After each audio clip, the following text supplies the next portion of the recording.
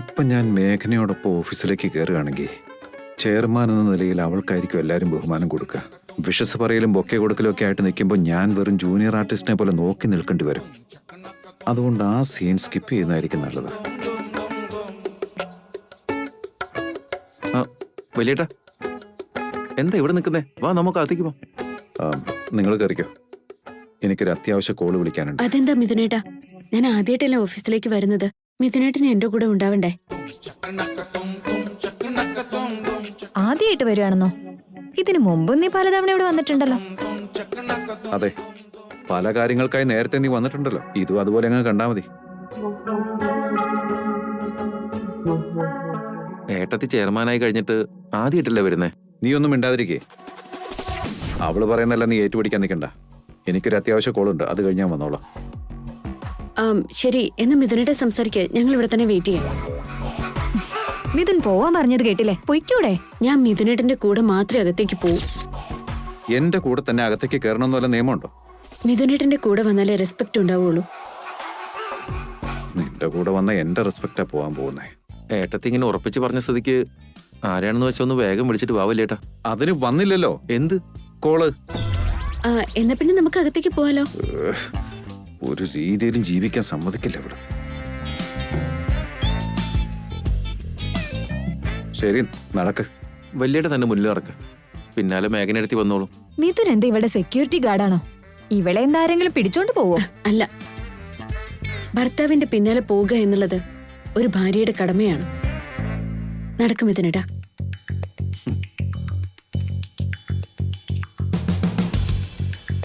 Hi, hello Mithun sir.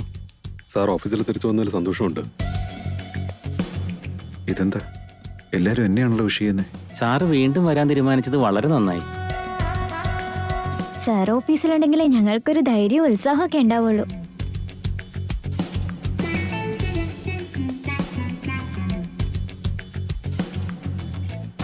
കണ്ടില്ലേ, സ്റ്റാഫൊന്നും നിന്നെ mind ചെയ്യുന്ന പോലുമില്ല.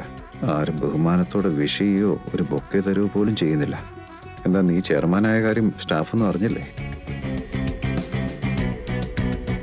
ചിലപ്പോ അറിഞ്ഞിട്ടും ഇഗ്നോർ ചെയ്യുന്നതായിരിക്കില്ല മിഥുൻ. സൂര്യന്റെ മുൻപിൽ ഇലക്ട്രിക് ബൾബ് എത്ര കത്തിയിട്ടും കാര്യമുണ്ടോ? ഒപ്പം മിഥുനുള്ളപ്പോ ഈ മേഘനയൊക്കെ ആരെങ്കിലും മൈൻഡ് ചെയ്യോ? അതും ശരിയാ. ഈ സൺലൈറ്റിന്റെ മുമ്പില് ഇനി എത്ര വലിയ ബൾബ് കത്തിച്ചിട്ട് ഒരു കാര്യമില്ല. ഇവിടെ ചെയർമാൻ നീയാണെങ്കിലും റെസ്പെക്ട് എനിക്കാ കിട്ടുന്നേ. ഇവർക്കൊക്കെ കാര്യം അറിയാം. വീട്ടിൽ അച്ഛനും അമ്മയല്ലേ ഇവളെ തലയിലെടുത്ത് വെച്ചിരിക്കുന്നേ. ഇവിടെ ഇവള് വെറും വട്ടപൂജയോ? ഇപ്പം മനസ്സിലായാലോ വിവേക്, ഇവിടെ ഞാൻ തന്നെയാണ് ഹീറോ. വലിയേട്ടനെ ഹീറോ ആക്കിയതേ മേഘനെടുത്തിയ.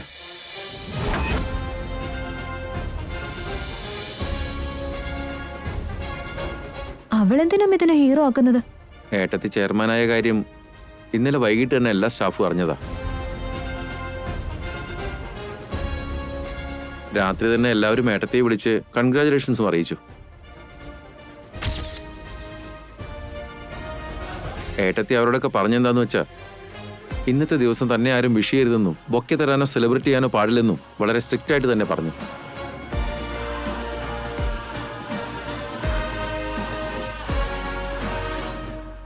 വലിയേട്ടൻ ആരുടെയും മുന്നിൽ താന്നു പോകരുതെന്ന് ഏട്ടത്തേക്ക് മറ്റാരേക്കാളും നിർബന്ധമുണ്ട്.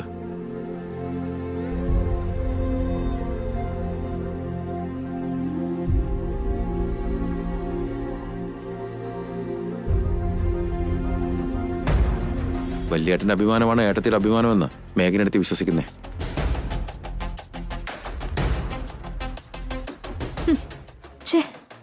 മിഥുന്റെ മുന്നിൽ മേഘനയുടെ പോയിന്റ് കൂടുകയാണല്ലോ.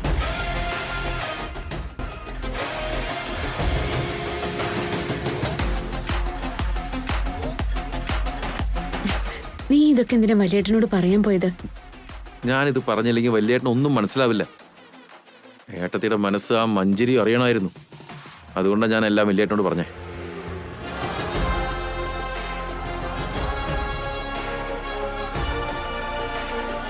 ഈ സൺലൈറ്റിന്റെ മുമ്പിൽ ഇനി എത്ര വലിയ ബൾബ് കത്തിച്ചിട്ട് ഒരു കാര്യമില്ല. ഇവിടെ ചെയർമാൻ നീയാണെങ്കിലും റെസ്പെക്ട് എനിക്കാ കിട്ടുന്നേ. വലിയേട്ടനെ ഹീറോ ആക്കിയത് മേഘനടുത്തിയാ.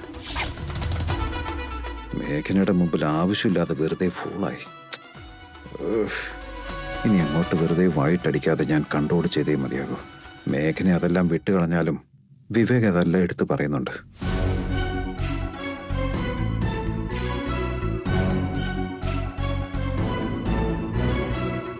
നീ മിഥുനേട്ടന്റെ മൂഡ് എല്ലാം കളഞ്ഞു. ശരി, നടക്ക. മിഥുൻ എന്താ സൈലന്റ് ആയിട്ട് ആലോചിച്ചിരിക്കുന്നേ? മേഘനയെ കുറിച്ച് ആലോചിക്കുന്നതാണോ അതോ കസേര പോകുന്നതിനെ കുറിച്ച് ചിന്തിക്കുന്നതോ? നീ എന്താ മഞ്ജരി ഇങ്ങനെ നോക്കുന്നത്? ഹലോ, നിങ്ങൾ എന്തിനാ എന്റെ ക്യാബിനിലേക്ക് വന്നേ? വേറെ എവിടെയെങ്കിലും ചെന്നിരിക്കും.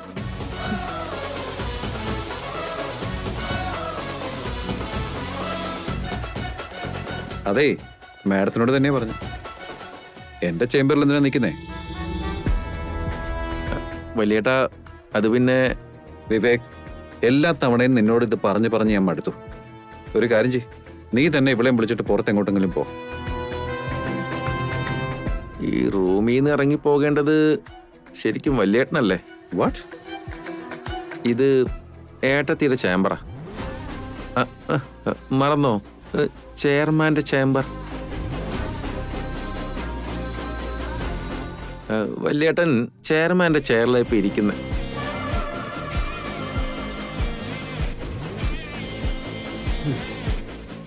സാരല്ല, മിഥുനേട്ടൻ അവിടെ തന്നെ ഇരുന്നോ. ഞാൻ പുറത്തു പോക്കോളാം. അയ്യോ, അതൊന്നും വേണ്ടായേ. എന്നോട് അത്ര വലിയ കാര്യമൊന്നും ആരും കാണിക്കണ്ട. ചെയർമാൻ വന്നിരുന്നോളൂ. എനിക്കിതൊക്കെ അഡ്ജസ്റ്റ് ചെയ്യാൻ ഒരു കുഴപ്പമില്ല മിഥുനേട്ടാ. നീ അഡ്ജസ്റ്റ് ചെയ്താലും ഇവനുണ്ടല്ലോ, ഇവൻ അഡ്ജസ്റ്റ് ചെയ്യില്ല. വേണമെങ്കിൽ ഇപ്പൊ തന്നെ മോമിനെയും ഡാഡിനെയും വിളിച്ച് ഞാൻ നിന്റെ ചെയർ തട്ടിയെടുത്തെന്നും നിന്നെ ചതിച്ചു എന്നൊക്കെ വിളിച്ച് പറഞ്ഞെന്നിരിക്കും. അത് കേൾക്കേണ്ട ആവശ്യമില്ല. അത് മാത്രമല്ല, ഇവിടെ ഞാൻ ഈ സ്റ്റാഫിന്റെ മുമ്പിൽ അങ്ങ് നാണം കിടന്റെയും വരും. അതിന്റെ ആവശ്യമില്ലല്ലോ. മഞ്ജരി, നമുക്ക് ആ സൈഡിൽ എവിടെയെങ്കിലും ഒരു ചെയറും ടേബിളും ഇടാൻ പറ. വാ. ഒരു മിനിറ്റ് മിഥുനേട്ടാ. ഇനി എന്താണ് മാഡം, എനിക്കൊരു ടേബിളും ചെയറും ഇല്ലെന്നാണോ? മിഥുനേട്ടന്റെ അനുഗ്രഹം കൂടി എനിക്ക് വേണം. മിഥുനേട്ടന്റെ കാല് തൊട്ട് വന്ദിച്ചു വേണം തുടങ്ങാൻ. ഇനി അതെന്തിനാണാവോ? ഓൾറെഡി എന്റെ ചെയർ തട്ടിയെടുത്തല്ലോ. ഇനി എന്റെ കാലെ പിടിച്ച് വലിച്ചു താഴെയിടാനാണോ? അങ്ങനെയല്ല, മിഥുനേട്ടന്റെ കാല് തൊട്ട് അനുഗ്രഹം വാങ്ങാനാ. അതിന് ഞാൻ അത്ര വലിയ ആളൊന്നും അല്ലല്ലോ. വലിയേട്ടന്റെ അനുഗ്രഹം വേണമെന്നല്ലേ ഏട്ടത്തി പറഞ്ഞോളൂ. ഒന്ന് അനുഗ്രഹിച്ചാൽ എന്താ കുഴപ്പം? ഓൾറെഡി എന്റെ സ്ഥാനം എല്ലാം തട്ടിയെടുത്തിട്ട് നിൽക്കുമല്ലേ. പിന്നെന്തിനാ അനുഗ്രഹത്തിന്റെ പേരിലൊരു നാടകം? ഞാനിപ്പോ ഈ കമ്പനി നോക്കി നടത്താൻ വന്ന ഒരാളല്ലേ, ഓണറൊന്നും അല്ലല്ലോ. എന്നെ അനുഗ്രഹിക്കണം മിഥുനേട്ടാ. എഴുന്നേക്ക്. ചെയർമാൻ ചെയറിന് ചീത്തപ്പേരൊന്നും ഉണ്ടാക്കി വെക്കാതിരിക്കുക. എന്തായാലും ഒരാഴ്ച അല്ലെങ്കിൽ ഒരു മാസം ആ ചെയറിൽ ഞാൻ തന്നെ ഇരിക്കേണ്ടി വരും. സോ അതുവരെ ആ ചെയർ നന്നായി തുടച്ച് പൊടിയടിക്കാതെ നോക്കണം. ശരി മിഥുനേട്ടാ. ഇനി എനിക്ക് പോകാലോ? ഒരു മിനിറ്റ് മിഥുനേട്ടാ. ഇനി എന്താണ് മാഡം? ഞാൻ ആ ചെയർമാൻ ചെയറിൽ ഇരിക്കുന്നത് മിഥുനേട്ടനൊന്ന് കാണണം.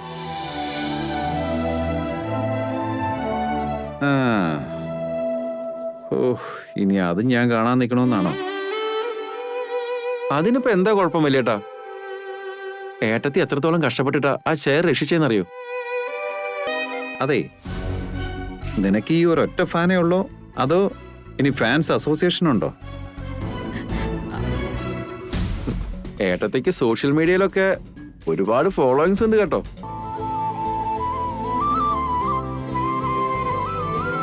ആ മേഘനടുത്തി പോയി ആ കസേരയിലിരിക്കെ.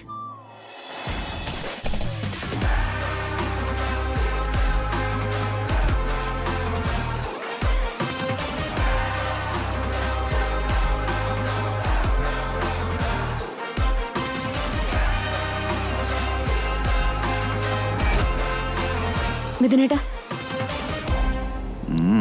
ഈ ചെയർ എനിക്ക് സ്യൂട്ട് ആവുന്നുണ്ടോ? പെർഫെക്റ്റ് മാച്ചാണ് ഏട്ടത്തി. വിവേകെ, നീ നിന്റെ ക്യാബിനിലേക്ക് പോയി ചെന്ന് ജോലി ചെയ്യുന്നു. എനിക്കതിന് മാത്രം പണിയൊന്നുമില്ല വലിയേട്ടാ. ആണോ? പണിയൊന്നുമില്ല. വലിയേട്ടാ. വാടാ. അല്ല ഞാൻ പറയട്ടെ വലിയേട്ടാ. ഞാൻ പണി തരാമല്ലോ.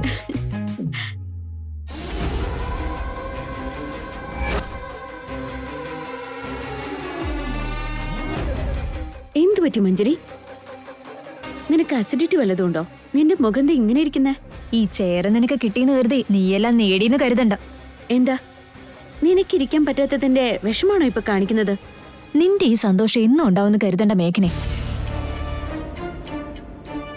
നീ ഇപ്പൊ കേറിയിരിക്കുന്നത് കാലന്റെ പോത്തിന് പുറത്താണെന്ന് എത്രയും പെട്ടെന്ന് തന്നെ നീ മനസ്സിലാക്കിക്കോളും. മുൾക്കിരീടാണല്ലോ തലയിലെടുത്ത് വെച്ചേക്കുന്നതെന്നോർത്ത് നീ കരയുന്ന ദിവസം അടുത്ത് തന്നെ വരും. ഹ്, ഇങ്ങനെയുള്ള പദവിയൊന്നും എനിക്ക് താല്പര്യമില്ല മഞ്ജരി. എന്ത് ജോലി എന്നെ ഏൽപ്പിക്കുകയാണെങ്കിലും ഞാനത് മര്യാദയ്ക്ക് തന്നെ ചെയ്യും. അത് പോയി എന്നോർത്ത് കരയില്ല. ഓൾറെഡി കണ്ടകശനി നിന്റെ തലയ്ക്ക് മുകളിൽ എത്തിക്കഴിഞ്ഞു. ഇനി ഏത് നിമിഷം വേണമെങ്കിലും അത് ചെയ്യേണ്ട പണി അത് ഉറപ്പായും ചെയ്തിരിക്കും. സരയുനെ കുറിച്ചാണോ നീ പറയുന്നത്? നിനക്ക് വരാൻ പോകുന്ന പ്രശ്നങ്ങളെക്കുറിച്ചൊരു മുന്നറിയിപ്പ് തന്നതാ. ഹാ, പ്രശ്നങ്ങളും ദുരിതങ്ങളും എനിക്ക് പുതിയതൊന്നും അല്ലല്ലോ. പക്ഷെ ഇതുകൊണ്ട് ഇനി നിന്റെ ജീവനായിരിക്കും ആപത്ത്. സരയു ആണെങ്കിലും ശരി, ഇനി കാലനാണെങ്കിലും ശരി, ആരാണെങ്കിലും വരട്ടെ. I am waiting.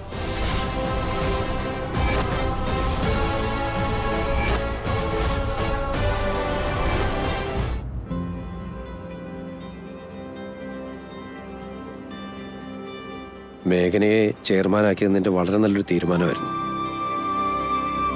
നീ ഇങ്ങനെയൊക്കെ ചെയ്തപ്പോൾ മിഥുൻ ദേഷ്യപ്പെടുമായിരിക്കുന്ന ഞാൻ കരുതിയേ. പക്ഷേ അവൻ വിപരീതമായിട്ടാണ് പെരുമാറിയത്. മിഥുനിലുണ്ടായ ആ മാറ്റം ഞാൻ നേരത്തെ ശ്രദ്ധിച്ചിരുന്നു. മേഘനയെ മിഥുൻ നന്നായി മിസ് ചെയ്തിരുന്നു എന്ന് എനിക്ക് പണ്ടേ മനസ്സിലായതാ. ചെയർമാൻ സ്ഥാനം ആ സരയു കൈക്കലാക്കൂന്ന് അറിഞ്ഞ ശേഷം മിഥുൻ എല്ലാവരുടെ അടുത്തും ദേഷ്യപ്പെട്ടില്ലേ? അപ്പോഴവന്റെ വിഷമം എനിക്ക് മനസ്സിലായി. ആ ചെയർ ഞാൻ മേഘനയെ ഏൽപ്പിച്ചു കഴിഞ്ഞപ്പോ മേഘനയോടുള്ള പ്രണയം മിഥുന്റെ കണ്ണിൽ ഞാൻ കണ്ടു. അതായത് മിഥുൻ വീണ്ടും മേഘനയെ സ്നേഹിക്കുമെന്നാണ് നീ പറയുന്നത്? തീർച്ചയായും അത് തന്നെ സംഭവിക്കും. മിഥുന്റെ മനസ്സിൽ മേഘനയോട് വീണ്ടും സ്നേഹം തോന്നി തുടങ്ങിയിട്ടുണ്ട്. അതുകൊണ്ടാ രണ്ടുപേർക്കും കൂടുതൽ സ്പേസിന് വേണ്ടി ഓഫീസിലേക്ക് അയച്ചത്. ഈ ഒരവസരം മാത്രം മതി. മിഥുനും മേഘനയും വീണ്ടും പഴയതുപോലെ ആവുമെന്ന് എനിക്ക് ഉറപ്പാ. അങ്ങനെ സംഭവിച്ചാൽ അതിലും വലുതായിട്ട് നമുക്ക് മറ്റെന്താ വേണ്ടത്? പിന്നെ എത്രയും പെട്ടെന്ന് ആ മഞ്ജരിയെ കൂടെ ഒഴിവാക്കിയാൽ പിന്നെ നമ്മുടെ ജീവിതത്തിൽ സന്തോഷം മാത്രമേ ഉണ്ടാവൂ. അതിനി അധികം കാത്തിരിക്കേണ്ടി വരില്ല. മേഘന തന്നെ മഞ്ജരിയെ അവിടെ നാട്ടിയിറക്കും.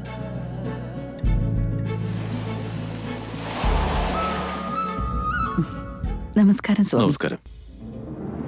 ഇപ്പോ ഞങ്ങളുടെ വീട്ടിൽ വളരെ സന്തോഷകരമായ കാര്യങ്ങളാണ് നടക്കുന്നത്. മിഥുൻ ചിക്കുവിനെ മകനായി അംഗീകരിച്ചു കഴിഞ്ഞു. ചാരുവിന്റെയും വിവേകിന്റെയും കല്യാണം കഴിഞ്ഞു. ഞങ്ങളുടെ കൈവിട്ട് പോകുന്ന കരുതിയ കമ്പനി തിരിച്ചു പിടിക്കാനും സാധിച്ചു. മിഥുനും മേഘനയും ഒന്നിച്ച് ഇന്ന് സന്തോഷത്തോടെ പോയത്. ഈ കാര്യങ്ങളെല്ലാം ഭാർഗവ പണിക്കരെ അറിയിക്കണം. എവിടെയാണ് അദ്ദേഹം? ഗുരുസ്വാമി ഒരു തീർത്ഥയാത്രയിലാണ്. അടുത്ത മാസം മടങ്ങിയത്. ശരി, എന്നാ പിന്നെ ഞാൻ പോയി ഒന്ന് പ്രാർത്ഥിച്ചു വരാം. ജയദേവൻ സർ, സാറിനോടൊന്ന് സംസാരിക്കണമായിരുന്നു. പറഞ്ഞോളൂ.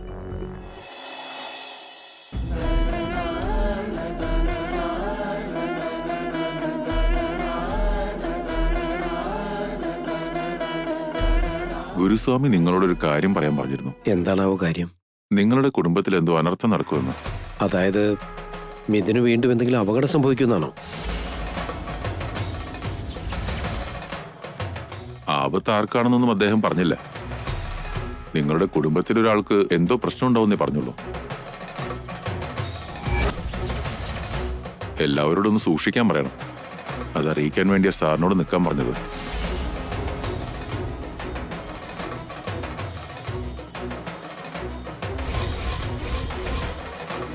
എന്താ എന്റെ ഭഗവാനെ, എല്ലാ പ്രശ്നങ്ങളും ഒഴിഞ്ഞു പോയി എന്നുള്ള സന്തോഷത്തോടെ ഞങ്ങൾ ഇവിടേക്ക് വന്നത്.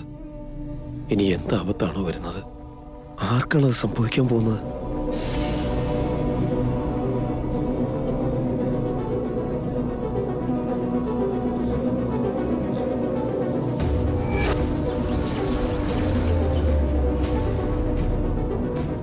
എന്തു പറ്റി ചേട്ടാ? പണിക്കരുടെ ശിഷ്യൻ എന്താ പറഞ്ഞിട്ട് പോയത്? ഒന്നുമില്ല അരുണിമേ. പണിക്കര് എത്തിക്കഴിയുമ്പോ നമുക്ക് ഒരുമിച്ച് ഇവിടേക്ക് വരാം. ഇപ്പൊ വാ. ശരി.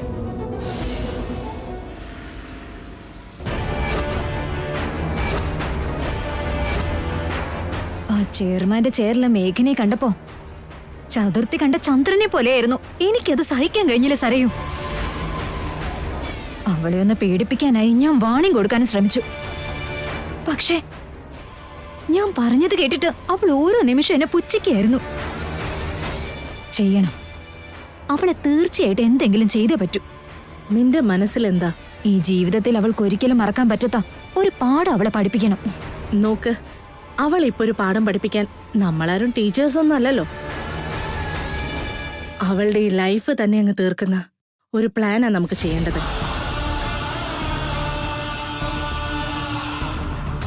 എന്നുവെച്ചാ മേഘനെ കൊന്നുകളയാനാണോ? നീ ആഗ്രഹിക്കുന്നതും അവളുടെ മരണം തന്നെയല്ലേ മഞ്ജരി? അവൾക്ക് ആ ശിക്ഷ പോരാ. പക്ഷേ അവള് നരകയാതന അനുഭവിക്കണം. അന്ന് തന്നെ മരിച്ചാ മതിയായിരുന്നു എന്ന് ഓരോ നിമിഷവും അവൾക്ക് തോന്നണം. മരിക്കണോ ജീവിക്കണോന്നറിയാതെ അവള് വേദന കൊണ്ട് പൊളയണം. ജീവിതാന്ത്യം വരെ എന്നെ കണ്ടുകൊണ്ട് വേദനിച്ച് വേദനിച്ച് അവൾ തീരണം. അങ്ങനെ ഒരു ശിക്ഷയെ അവൾക്ക് കൊടുക്കേണ്ടത്. അങ്ങനെയാണെങ്കിൽ എന്തെങ്കിലും ഒരു ആക്സിഡന്റ് ഉണ്ടാക്കി അവൾക്ക് വലിയൊരു ഇഞ്ചുറി ഉണ്ടാക്കാം. ലൈഫ് ലോങ് വല്ല വീൽ ചെയറിലോ അല്ലെങ്കിൽ ബെഡിലോ കിടന്ന് അനുഭവിക്കട്ടെ. അതെ, അത് തന്നെയാ വേണ്ടത്. അവൾ അങ്ങനെ തന്നെയാ അനുഭവിക്കേണ്ടത്. രണ്ടുപേരും ആള് കൊള്ളാവല്ലോ. ആ മേഡത്തിനെ എന്നേക്കുമായി ഇല്ലാതാക്കാനാണല്ലോ പ്ലാൻ. രണ്ടിന്റെയും മുഖം കാണാനേ വൃത്തിയുള്ളൂ, മനസ്സ് മുഴുവൻ മാലിന്യമാണല്ലോ. ആ, എന്നാ നമുക്കൊരു കാര്യം ചെയ്യാം. എന്തായാലും അവളിപ്പോ അവിടുത്തെ ചെയർമാൻ ആണല്ലോ. സൈറ്റ് കാണാൻ എന്ന പേരിൽ നമ്മുടെ ഏതെങ്കിലും കൺസ്ട്രക്ഷൻ ഏരിയയിൽ അവളെ വരുത്തിക്കാം. അവിടെ മുഴുവൻ നമ്മുടെ ആൾക്കാരുണ്ടാവണം. എന്നിട്ട് അവരെ ഉപയോഗിച്ച് അവളുടെ ശല്യം നമുക്ക് എന്നേക്കുമായി അവസാനിപ്പിക്കാം. അത് മതി സരയു, ഇന്ന് തന്നെ അത് നടക്കണം. മാഡം, ചെയർമാനായി ചാർജ് എടുത്ത ആദ്യ ദിവസം തന്നെ ഇങ്ങനെ നടന്ന മാഡത്തിന് എല്ലാവരും സംശയിക്കും. സംശയിക്കട്ടെ, ഐ ഡോണ്ട് കെയർ. മഞ്ജരിക്ക് വേണ്ടി ഞാൻ എന്തിനും തയ്യാറാണ്. ഫ്രണ്ടായ നിന്നെ പോലെ വേണം സരയു. ഞാൻ അവളെ എങ്ങനെയെങ്കിലും സൈറ്റിലെത്തിക്കാം. ബാക്കി കാര്യങ്ങളെല്ലാം നീ നോക്കിക്കോ. പക്ഷെ മേഘനയോടൊപ്പം നീ ഉണ്ടാവരുത്. മേഘനയോടൊപ്പം മിഥുന് വിട്ടാ മതി. നീ വന്നു കഴിഞ്ഞാൽ എല്ലാവരും നിന്നെ സംശയിക്കും. കറക്റ്റ്. അപ്പൊ ഞാൻ ഇറങ്ങാം. അവരെ ഞാൻ അങ്ങോട്ടേക്ക് വിടാം. ഇന്നത്തോടെ എല്ലാം അവസാനിക്കണം. Thank you Sarayu, thank you so much. അപ്പൊ ഞാൻ പോയിട്ട് വരാം.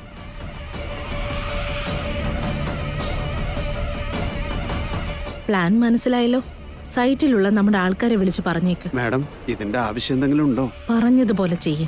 ശരി മാഡം.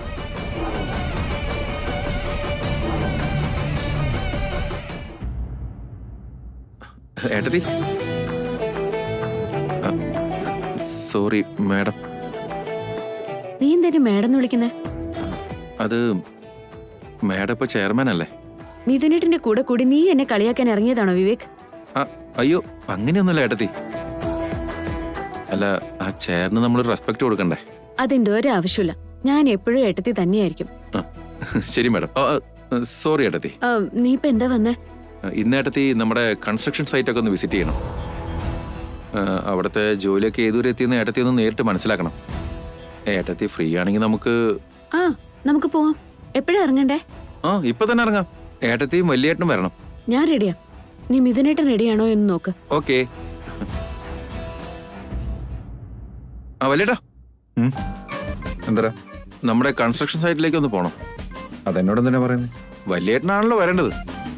അതിനിതിന്റെ ചെയർമാൻ ഞാനല്ലല്ലോ, നിന്റെ ഏടത്തിയല്ലേ? ഏട്ടത്തിയോടൊപ്പം വലിയേട്ടനും വരണം. ഞാനെന്തിനാ വരുന്നേ?